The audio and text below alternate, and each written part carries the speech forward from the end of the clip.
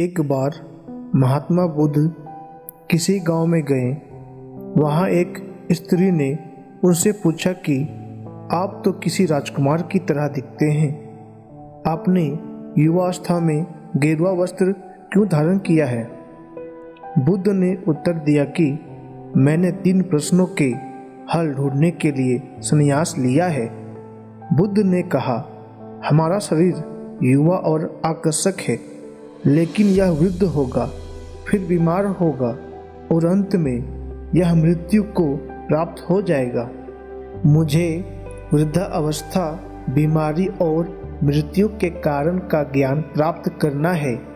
बुद्ध की बात सुनकर स्त्री बहुत प्रभावित हो गई और उसने उन्हें भोजन के लिए आमंत्रित किया।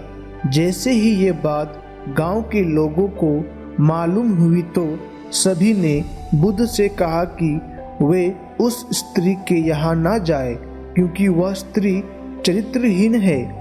बुद्ध ने गांव के सरपंच से पूछा कि क्या ये बात सही है?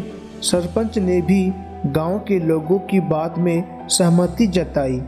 तब बुद्ध ने सरपंच का एक हाथ पकड़कर कहा कि अब ताली बजाकर दिखाओ।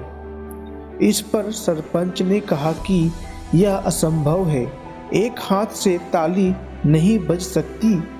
बुद्ध ने कहा कि ठीक इसी प्रकार कोई स्त्री अकेले ही चरित्रहीन नहीं हो सकती।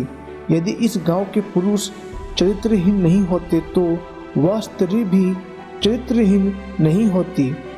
गांव के सभी पुरुष बुद्ध की यह बात सुनकर शर्मिंदा हो गए।